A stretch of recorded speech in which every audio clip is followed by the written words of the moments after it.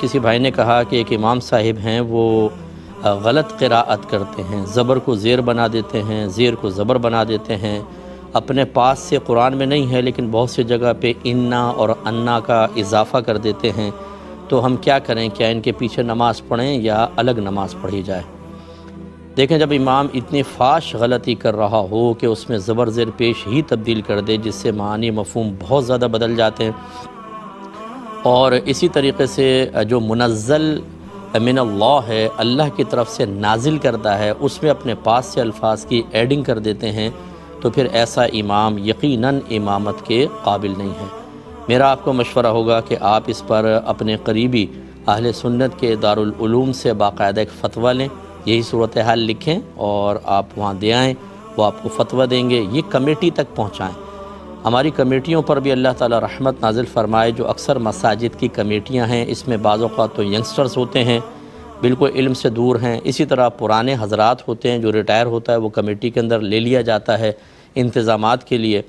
حالانکہ یہ بہت ہی سینسٹیو منصب ہے کمیٹی میں ہونا، کیونکہ باہم مشاورت سے امام، خطیب، اسی طرح تراویح کے لیے حافظ صاحب کا اہتمام کرنا، کس عالم کو بلا کر اس کی تقریر کروانی ہے، یہ سب ان کے ذمے ہوتا ہے، اور اس میں بعض اوقات علم دین کی کمی کی بنا پر یہ مسٹیکس ہوتی ہیں۔ پھر ہمارے ہاں مجھے یہ بہت سخت اس پر اعتراض ہے، جی 20 سال سے ہمارے امام کیسے نکالیں؟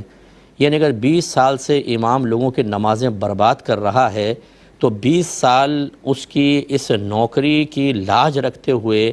آپ کہتے ہیں کہ مزید لوگوں کی نمازیں برباد کریں، ہم نہیں نکال سکتے، تو پھر آخرت میں حساب کتاب کے لیے تیار رہیے، کیونکہ آپ سب کی نمازوں کی بربادی کے ذمہ دار یہ مینجمنٹ ہے، اور بروز قیامت ان کو کھڑا کر کے ایک ایک آدمی کی نماز کا حساب ہوگا اگر نمازیں خراب ہوتی رہیں، نماز فاسد ہو گئی۔ تو خلاصہ کلام یہ ہے، اگر سائل نے جو بیان کیا واقعی ایسا ہے تو ایسا شخص امامت کے لائق نہیں، انہیں خود چاہیے اپنی آخرت کی بربادی کا سامان نہ کریں۔ جو امام حضرات اگر مجھے سن رہے ہیں وہ اس قابل نہیں ہیں، اگرچہ عمل نہیں کریں گے، الٹا مجھے برا بھلا کہنا شروع کر دیں گے، لیکن آپ جب اس منصب کے قابل نہیں ہیں، لوگوں کی نمازیں برباد کر رہے ہیں، آپ کو اتنا خوف نہیں ہے کہ میدان محشر میں اللہ کی بارگاہ میں کھڑے ہو کر جب یہ سارے مقتدی آ کر کہیں گے ہماری نمازوں کا حساب دیں، تو کیسے آپ حساب دیں گے؟ رزق دینے والے اللہ کی ذات ہے۔ یا پھر آپ ایسا کریں کہ آپ اپنی کمی کو پورا کریں، فوراً سے پیشتر، بغیر کسی تکبر، بغیر غرور میں مبتلا ہوئے، بغیر کسی عجب و خود پسندی کے اپنی ایگو کو ختم کریں، اور اپنی کمی کو ختم کر کے پھر کامل ہو کر